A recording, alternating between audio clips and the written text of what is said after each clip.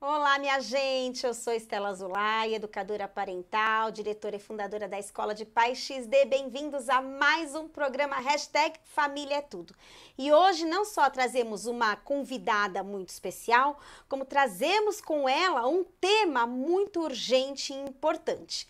É com muita honra que eu tenho aqui comigo a Lígia Fleury, integrante da escola, da equipe da Escola de Pais XD. A Lígia é diretora de escola, psicopedagoga, gente, e trabalha hoje com pais e alunos e vai trazer aqui pra gente um pouquinho da história dela, mas também insights, dicas, reflexões importantes para esse momento tenso que a gente tem vivido dentro do ambiente escolar, dentro do ambiente familiar, né, Lígia? Bem-vinda. Obrigada por estar aqui com a gente. Obrigada, Estela. É um prazer estar aqui na Escola de Pais. Falar de escola é falar de criança, de adolescente, de família, né, de educação. Eu, além de ser diretora de escola, eu atuo também como assessora de várias escolas. Então, o que não falta é história para contar. Ai, meu Deus do céu. Mas antes da gente falar, né, desse tema assim denso, tenso, né? Vamos falar um pouquinho de você, entender, né? Quanto tempo você está aí no ambiente escolar, nesse mundo aí de escolas? Conta pra gente quantos aninhos. Olha, na verdade, eu estou assim, trabalhando em escola há quase 45 anos. Gente, ela começou com 5 anos a dar aula em escola. A minha vida é escola, porque quando eu estava no segundo do magistério, eu tinha de 15 para 16 anos, eu já comecei como estagiária no Colégio Santa Cruz, e lá eu fiquei 10 anos, e aí eu nunca mais parei, né? Então, eu fiquei 10 anos enquanto professora de ensino fundamental 1, aí eu fui fazer pós, psicopedagogia, eu queria mais, não sabia direito o que era esse a mais. Hoje eu tenho plena consciência que um dos grandes desafios meus era entender como o aluno aprende. Eu queria muito entender como é que funcionava as conexões neurais, para entender um pouquinho e ajudar a vida do professor, né? Como é que ele poderia mexer nessa questão do ensino para reverter a favor do aluno de como ele aprende. E aí eu já parti para a parte de coordenação, eu tive clínica também enquanto psicopedagoga, e eu fui depois para coordenação, direção de escola, e eu trabalho muito com a formação de professores também. Eu sou palestrante. Isso é um tema, né? Formação de professores é um tema já de anos que a iniciativa privada já vem investindo nessa questão de formação de professores, né? Muito importante, né, Muito, Lígia? porque assim, na sala de aula, eu sempre falo isso, né? Os professores vão, fazem cursos, eles fazem a formação, mas fechou a porta da sala, está com eles. Então tem que ser uma formação que convença o professor que ele precisa focar mesmo em como esse aluno aprende, a motivação, né? E se a gente pensar, a sala de aula mudou demais, demais. E hoje, como um marco, eu diria que é assim, dá para dizer que é antes pandemia e pós-pandemia? Ainda não dá, porque a pandemia ainda não terminou, né? Ainda ninguém decretou o final da pandemia. Mas eu diria que é uma escola antes de 2020 e uma depois. Eu acho que houve muitas mudanças, muitas mudanças. Acho que a pandemia gerou uma outra pandemia dentro do ambiente escolar, mas a gente vai falar disso já já. Antes vamos falar da Lígia. A Lígia, além disso tudo, também é mãe, né, Lígia? Sim. Mãe de quem? Eu sou mãe do Felipe, que tem 36 anos, é casado, tem as minhas netas, uma de 11 e uma de 5, moram no Sul. Ele estudou aqui na escola, nas escolas daqui até o ensino médio, depois ele fez faculdade nos Estados Unidos e depois ele nunca mais voltou. Quando ele voltou para o Brasil, ele foi trabalhar no Rio Grande do Sul e lá ele casou e tem a família dele. E eu sou mãe da Luísa, que também fez até o ensino médio aqui, a faculdade ela fez no exterior também. Aqui ela fez, na verdade ela fez 2 faculdades aqui em São Paulo, tá? Mas ela fez cursos de fora, complementares, então ela ficou muitos anos fora também. E ela trabalha com startup e é engraçado, você dá a mesma educação para os filhos, eles são completamente diferentes, graças a Deus, eu acho muito legal isso. Então, eu tenho um filho que trabalha numa empresa, tal. Tudo certinho. Não que a startup não seja uma empresa e certinha, mas eu costumo definir assim, ele tá ali na empresa dele, mas, né... Mas é tudo mais já certo, né? É Entre aspas. diferente. E a startup é uma coisa mais aventureira. E a Luísa é do mundo da startup. Eu também, gente. Viva a escola de paz. Exatamente. Mas, Lígia, como é que foi pra você ser mãe e diretora de escola e pros seus filhos também, né? Porque, Então. gente, eu lembro, né, quando eu estudei em escolas assim, menores, né? Às vezes eu estudei na classe de filho de dono de escola e diretor de escola. Gente, a gente olhava diferente para eles, né? Como é que foi para você administrar a maternidade? Que para os filhos, né, de diretores, de coordenadores, querendo ou não, tem um peso, né? E eu, enquanto mãe, eu sempre cobrei, junto com o pai deles, a coisa da responsabilidade, do estudo. Em casa, o estudo era uma coisa muito importante, né? Começa assim, meu pai era médico, mas ele tinha uma carreira dentro da USP, ele era professor de medicina da USP, ele quis, né, essa carreira. A minha mãe era professora. Então a minha casa vem com essa coisa muito forte da educação. Do ambiente didático, do ambiente, né? Então na minha casa, na minha família, com o pai das crianças, também tinha muito disso. Então, a gente exigia sempre a questão do respeito, o valor da aprendizagem, por que estudar era importante, né? Então, isso sempre foi um peso. E a questão de postura. Então, tem um lado que você não pode pesar muito a mão, mas, na verdade, os nossos filhos nas escolas, eles passam como modelo. As pessoas entendem que eles não podem errar. E eu queria quebrar esse paradigma, porque eles são crianças iguais às outras crianças. Eles também iriam errar, eles também iam patinar, né? E o meu mais velho, ele tirou isso muito de letra e ele me surpreendeu. Eu tenho 2 histórias legais aí. Vamos lá. Ele, na escola, ele nunca me chamou de mãe. Nunca, nunca. Desde pequeno. Na escola eu era Lígia. E aí... saía educada da escola, eu virava mãe, mas era uma coisa que foi dele, e assim, eu nunca questionei isso, né? Desde pequenininha, é a Lígia, então ele já separou isso, né? Que legal. Eu dei suspensão pro meu filho. Ai, gente! A diretora suspendeu o aluno, não foi a mãe que suspendeu o filho? Então, eu assinei enquanto diretora e como responsável quem assinou foi o pai, quando chegou em casa. Meu Deus. Então, eu tinha muito desse jogo, né? Então, essa história do Felipe. E a história da Luísa, quando ela entrou na faculdade, ela disse assim para mim, mãe, amanhã você tem uma coisa para fazer. O quê? Me levar na faculdade. Eu falei, como assim, Lu? Aí ela disse, você nunca me levou para a escola. Aquilo foi um choque para mim. Como não? Você ia comigo todos os dias. Lá eu entrava com a diretora ou com a coordenadora, porque parava o carro na garagem da escola. Os outros pais não. Então, a minha mãe nunca me levou. Olha só. E aí, eu parei tudo que eu estava fazendo, né? Nesse dia eu mudei minha agenda e eu levei a minha filha na faculdade com maior honra e um maior orgulho. Olha, gente, a gente acha que profissionais da área de educação não passam por desafios, né? Não, a gente passa, e a gente que trabalha com desenvolvimento humano, com educação, seja lá, né? A gente passa por vários desafios, dores idênticas a todos os pais, né? Olha, Estela, a Luísa, uma vez, ela disse assim para mim, mãe, naquele dia para mim foi assim um choque que você fala assim, para e pensa, respira e não responde. E você vê o filme, né? E volta o filme todo, né? Ela disse assim, mãe, eu vou te contar uma coisa, mas é para minha mãe. A diretora não vai poder fazer nada com isso. E aí você fica assim, meu Deus, será que eu quero saber? Mas enquanto mãe eu tinha que saber.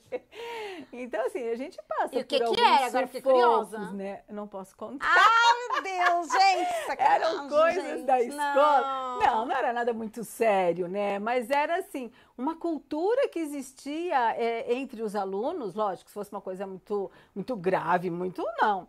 Mas era uma cultura que existia entre eles, de uma chave de uma sala que um ano passava para o outro, uma sala que não era para eles irem, enfim, era algo assim tá, vai fazer o quê? Eu, enquanto diretora, eu só podia ficar mais antenada, né? Mas... ela não podia ser uma delatora, não né? podia de jeito nenhum. Lígia, uma curiosidade, você ajudava seus filhos na lição de casa? Ah, sempre, sempre, porque assim...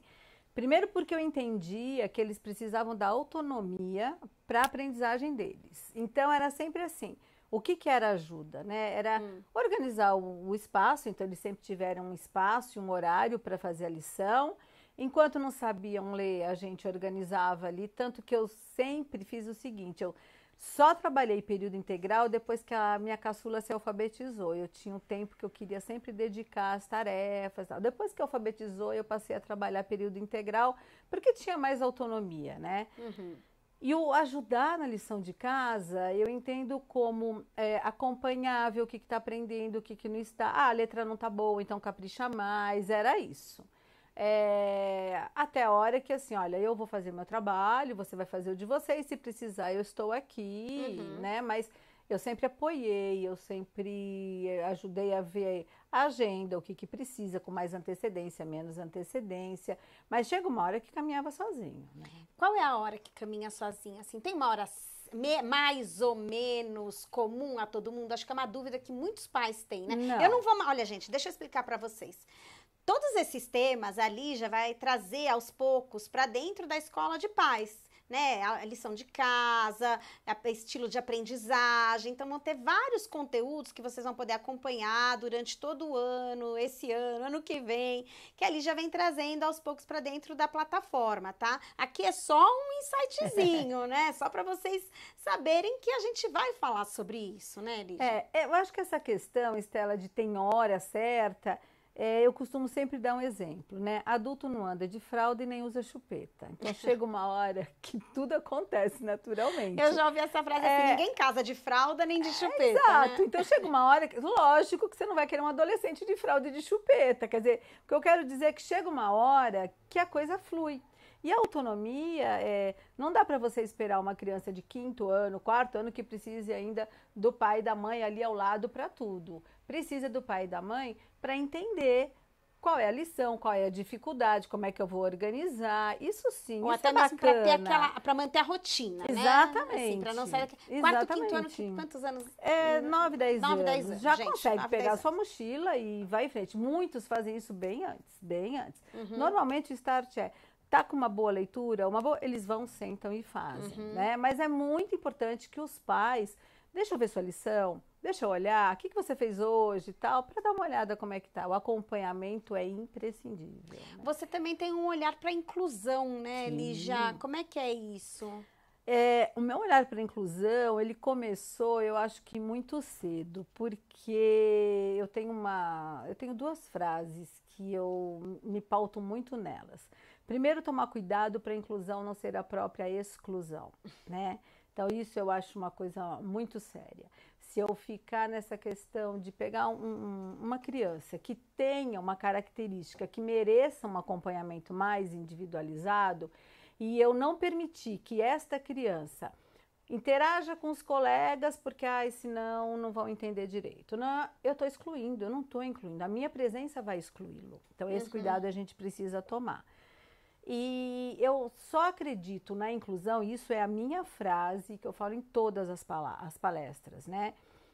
A inclusão ela só será realmente vista como inclusão quando, por exemplo, no mercado de trabalho, eu contratar pela competência e não porque é uma inclusão. Enquanto for a lei, você estiver na sua empresa e você contratar pelos 5% porque é lei, você não está de fato fazendo a inclusão.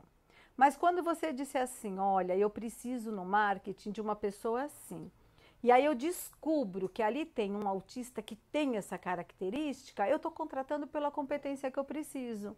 Então vem, aí mas eu a estou fazendo inclusão. sociedade não planta essa ideia de que as pessoas com alguma deficiência tenham capacidades, porque né? não conseguem enxergar isso. E, né, eu acredito assim.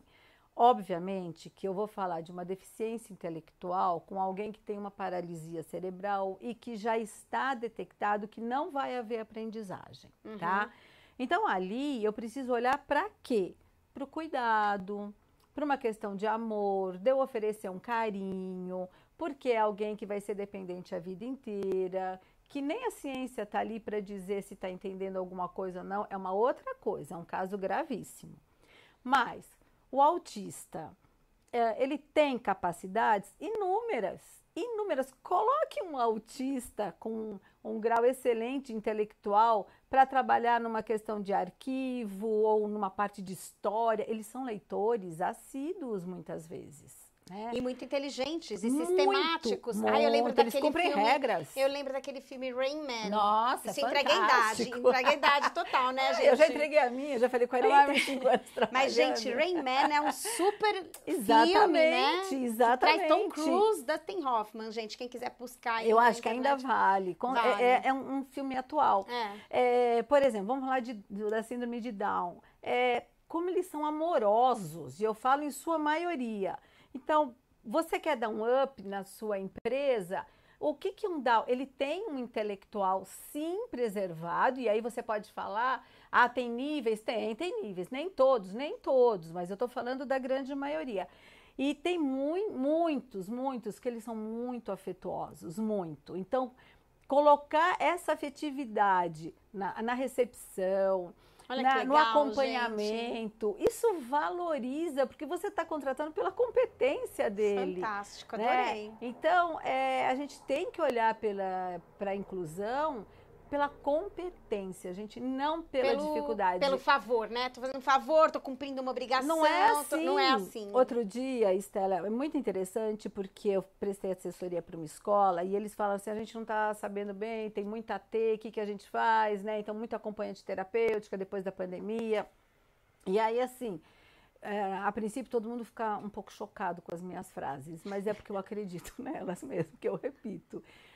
A AT, eu falei para eles, né, que o papel do AT, desse acompanhante terapêutico, AT. Eu acho que assim, é uma profissão em que eles têm que torcer para logo perderem o emprego. Por quê? Porque o AT ele está ali para desenvolver na criança e no adolescente que eles acompanham a autonomia, né, as funções executivas para fazê-los serem autônomos. Então, se eu fico como AT e está absolutamente dependente a minha criança e meu adolescente, meu trabalho não está sendo tão eficaz. Então eu falo, vocês têm que ser invisíveis aos olhos dos outros. Porque se eu tenho sempre um adulto sempre do lado de uma criança, quem enxerga dificilmente vai conseguir olhar para a competência daquela criança. Vai olhar e vai dizer, puxa, tem sempre um adulto, então é uma dificuldade. E se você vai trabalhando para dar autonomia, vai se distanciando. Então, eu brinco, né, nas escolas, eu falo assim, olha, entre vocês têm que ter uma competição, quem vai perder o emprego primeiro.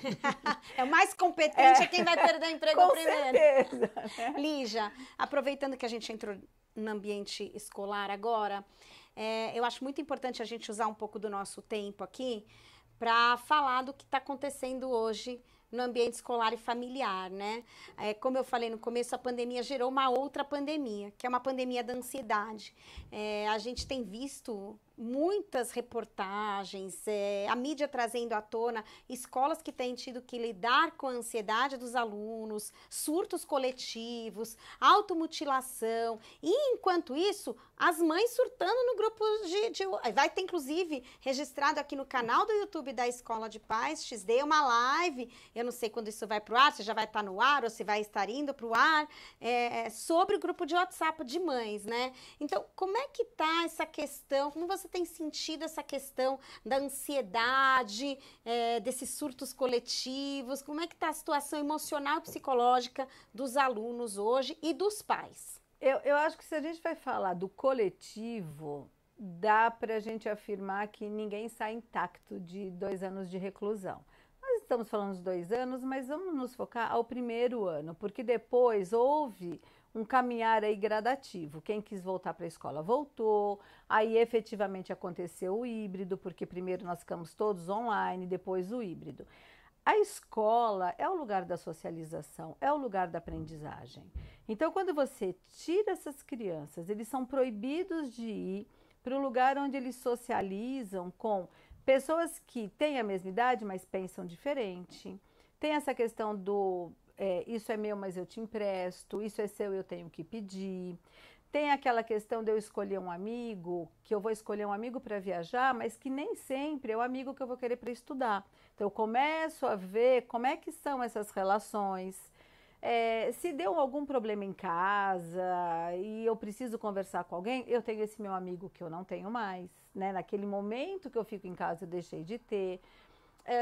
Eu tenho um professor mais próximo que pode me ajudar, né? Então ele pode chegar e o aluno chegar para o professor e pedir uma ajuda, tem a coordenação, a direção.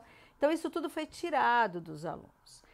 Foi tirado e eles ficaram aonde? Dentro de casa. O que acontecia com as famílias nesse tempo de reclusão? Tinha que ter um espaço para que os adultos pudessem trabalhar. Com o quê? Com a tela, né?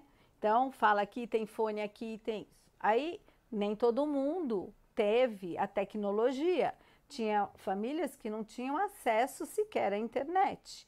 E aí você começa aquela ansiedade. Eu não tenho internet, eu não sei o que está acontecendo no mundo, eu não tenho lição de casa, a lição não chega para mim. Ou mesmo se tem internet, tinha ansiedade, minha internet caiu. Caiu o tempo inteiro. A frase que a gente mais falava nas escolas ai, travou, caiu. Ai, não sei o que. Né? Era uma coisa assim, era muito complexo tudo isso.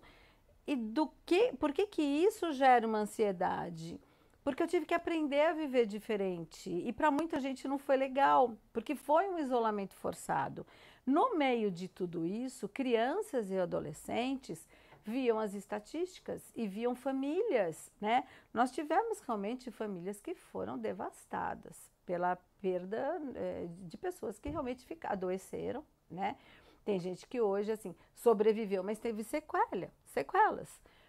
Eu acho que assim, pós-vacina as coisas melhoraram bastante, mas antes era um bicho invisível, né? Você sabia que ele poderia estar ali, mas você não sabe se você estava fugindo dele ou não. Sem contar as perdas financeiras, a agressividade que presenciaram em casa. Tudo isso, né? Então, assim, perderam empregos, fecharam empresas, os pais que às vezes tinham uma condição financeira boa, ficaram endividados porque tiveram que fechar as portas. Então, quantas famílias perderam o emprego? Como é que você está sentindo as consequências disso agora nas escolas? Como ela tem se manifestado? Você percebe alunos que você diz que eram pessoas equilibradas. Hoje em dia a gente fala, nossa, está mais surtado, né? O que é esse surtado? Você percebe, você estava falando de crise de ansiedade. Você percebe uma crise de ansiedade não só no momento de avaliação, de nada disso, mas a gente percebe crianças e adolescentes que, de repente, do nada. Então, assim, a gente está olhando hoje muito mais para o que a gente chama de gatilho, tá? Uhum. Porque a gente tem visto crianças e adolescentes que, de repente, precisam sair de uma sala de aula porque está passando mal. Então, precisa beber água, está com falta de ar, precisa caminhar. Que loucura. E a gente tem trabalhado nas escolas com essa questão. Vamos ver qual foi o gatilho. Você estava em aula do quê? Isso te remeteu a quê? O que aconteceu ali? Então, você tem uma ansiedade muito maior. E os pais, como é que você tem visto a consequência? Os pais têm sabido lidar com isso? Como é que tem sido a comunicação, pais, escola? Olha, Estela, eu acho que assim, famílias que têm uma condição de enxergar isso e falar, vamos tratar, vamos conversar, então vai na escola, conversa com a escola, vai para uma terapia e tal, consegue enxergar para isso e entender que isso é consequência de um período em que houve uma perda. E assim, um detalhe, né, pessoal, é uma perda que é irreparável, porque você só tem 13 anos uma vez, você só tem 8 anos uma vez. Então, não é que eu deixei, por exemplo, de fazer uma viagem esse ano e o ano que vem eu vou fazer a mesma viagem.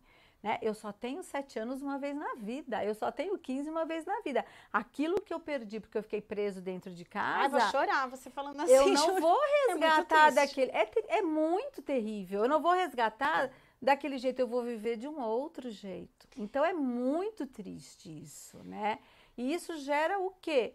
Gera ansiedade, gera síndrome do pânico e tem um agravante, Estela, você está me falando de crianças e adolescentes, tem os adultos que são professores e que você percebe também porque sofreram perdas também. E professores são seres humanos, né? Isso é uma coisa que eu sempre tento trazer. As pessoas esquecem, né? As pessoas esquecem, né? São seres humanos que têm famílias. Exatamente. Né? Que tem... Lígia, Fica aqui uma dúvida, né? Assim, o quanto os pais e a escola devem cobrar de resultados dos filhos e alunos, né? Em termos de nota, em termos de resultados mesmo, ou ai, gente, como é que fala? De desempenho, né? Desempenho escolar. Como é que fica essa cobrança, né? Porque cobrar nada não dá. Cobrar muito não dá. Como é que é o tom certo, né, pra gente? Até como mãe tô perguntando. O tom certo, Estela, eu acho que é aquele que tem que nortear a vida de todo mundo. Chama-se bom senso. Não tem outra receita. Porque, assim, eu ouvi de um adolescente uma frase faz 1 mês e meio. Eu achei isso muito bacana, muito bacana. Estava conversando com ele sobre desempenho, né, como é que foi. E ele disse assim para mim, sabe, Lígia, 3º ensino médio, gente, se eu soubesse hoje o quanto colar da internet nas avaliações que eu fiz em casa teria me prejudicado, a minha postura teria sido outra. Porque eu perdi 1 ano e meio de aprendizagem. Eu queria nota. Então, assim, é uma frase muito linda, muito consciente de um adolescente de 16 anos, mas é muito triste, porque a escola ficou brigando nesse tempo todo para não cola, não vai, senão a gente não consegue te ajudar. E é difícil, porque o adolescente ele tem uma coisa da onipotência, né? Agora, tem um elogio que eu preciso dar, que é para os pais, Estela, que eu acho que, assim, principalmente do pessoal de alfabetização. Se você me perguntar qual é a turma que mais me preocupou nessas aulas online, era o pessoal de 6 anos, que era o pessoal da alfabetização. E, de repente, os pais foram alfabetizadores, eles foram muito parceiros dos professores, aqueles que tiveram a aula online. Uhum. Agora, tem um buraco negro, né, Estela, como consequência disso, e a escola tem que olhar para isso, e as famílias, a sociedade tem que olhar para isso. Apesar de nós termos, e eu falo apesar mesmo, escolas públicas maravilhosas, com professores de uma competência ímpar, existe uma defasagem, mesmo que em escolas particulares você não tenha, em algumas, tantos professores bons como da rede pública e vice-versa. A gente precisa entender isso. Você tem professores muito bem qualificados na pública e na particular, né? Mas você tem um sistema aí, e eu falo que infelizmente hoje a gente tem um abismo enorme e a gente precisa suprir isto, né? Então, houve um buraco aí, sabe, uma questão, um gap enorme. A própria palavra depressão mostra isso, né? A gente tem isso, né? E precisa se resgatar isso com urgência, com urgência. Acho que são tantos desafios, né, gente? Aqui, infelizmente, a gente vai ter que caminhar para o fim da entrevista, mas a gente podia... Já? Quase meio... Pedro, quanto deu aí já? 27. É uma coisa impressionante, né? Assim, eu tô proibida de me estender, né? Porque senão o povo não assiste depois, aquele negócio. Mas eu fico aqui o convite, gente. A entrevista começou e acabou, mas as redes aí oferecem oportunidades dos pais adquirirem conhecimento, de se criar essa rede de apoio, né? Cada vez mais. Então, Lígia, eu quero que você deixe aqui as suas redes para as pessoas te acompanharem, te seguirem. Você faz um trabalho bonito nas redes, você tem um projeto pessoal também fora da Escola de Pais, né? Que é o Planeta Letra, né? Rapidamente, só do que se trata, assim, vão me matar aqui. O nome Planeta Letra é porque eu tenho um sonho de nós vivermos todos num planeta letrado, né? O meu sonho é acabar com o analfabetismo. Esse é o meu grande sonho de educador, é algo que me emociona muito. A gente viver num país e num mundo em que haja pessoas não letradas, né? E infelizmente tem pessoas que acreditam que não existem mais pessoas que não sabem ler. Nossa. No mundo de tecnologia, né? Onde a gente fala assim de chip que você vai implantar o chip na mão, não vai precisar nem do celular mais para fazer pagamentos. E de repente tem gente que não sabe nem escrever o próprio nome, mas isso é uma realidade. E quando você não escreve seu próprio nome, você não faz o que eu chamo de, eu e outros educadores e outras pessoas, leitura de mundo, né? Você precisa aprender a ler o mundo, você é autor desse mundo. E se você não consegue entender o lugar que você ocupa E se você não souber ler e escrever, isso é algo que não te traz, né, esse mundo maior, essa possibilidade maior. Então, eu tenho o Planeta Letra, que é por lá que eu faço as minhas palestras, né? É ligiafleury.planetaletra, é arroba, né? ligiafleury.planetaletra no Insta, né? No Face eu tenho o Lígia Fleury Educação, é um blog de educação. E esses são os meus, acho que, maiores contatos. Eu não sei se você quer que deixe telefone, aqui na Escola de Paz, gente. E é isso que eu ia falar. A Escola de Paz aqui vai ser um portal onde todos esses profissionais que a gente vem apresentando para vocês vão trazer conteúdos e conteúdos e conteúdos que vão ajudar os pais em todos esses desafios. E acho que a Lígia é um dos pilares da Escola de Paz nesse momento, né? Que está aí para conseguir trazer harmonia entre o ambiente familiar e o ambiente escolar, que foram os mais prejudicados. Ela, a Beth, né, Rodrigues, que também está aí com entrevista gravada, está aí trazendo conteúdos para a Escola de Paz, são figuras hoje muito importantes, cruciais dentro da Escola de Paz, não tirando a importância de todos os outros profissionais, temos a psiquiatra, mas assim, realmente essa leitura da parte do lado de lá, a gente trazer para cá, paz, é muito importante que vocês nos acompanhem, porque um conteúdo complementa o outro e vai montando um quebra-cabeças aí para trazer tranquilidade, bem-estar. Eu falo que conhecimento traz bem-estar, Com saúde, certeza. tranquilidade. E essa é a grande missão da Escola de Paz, com todos esses profissionais. Por isso, te agradeço muito, Lígia, por fazer parte desse nosso projeto da Escola de Paz, enriquecê-lo com toda a sua experiência, a sua bagagem, seu conhecimento e com a sua missão. A sua missão é a nossa missão e estamos juntos nessa jornada. Então, eu agradeço imensamente, Estela, a oportunidade. É uma honra mesmo fazer parte da Escola de Paz, um produto, né, que começou com a jornalista Estela, uma capacidade, e que tem psiquiatra, tem, né, uma gama aí de profissionais, pensando sempre no bem-estar, né, de crianças, jovens, né, dos adolescentes e das famílias. Então, para mim é uma honra participar. Obrigada, Estela. Que bom ter você com a gente nessa jornada. Gente, acaba aqui mais um hashtag Família é Tudo, porque família é tudo. Eu vivo repetindo isso, não tem jeito. A gente quer construir um mundo melhor. Construir um mundo melhor precisa de pessoas melhores a gente começa a construir dentro do ambiente familiar, é dentro de casa, é na família que a gente começa a construir um mundo melhor. Então fica aqui o convite para vocês se inscreverem aqui no nosso canal do YouTube da Escola de Paz XD, ativem o sininho, o lembrete para cada vez que a gente publicar um conteúdo novo no ar, você receber um aviso e a gente criar esse grande movimento de educação parental para contagiar famílias e o Brasil todo rapidamente, fazer uma transformação social incrível. Gente, um prazer mais uma vez e até a próxima.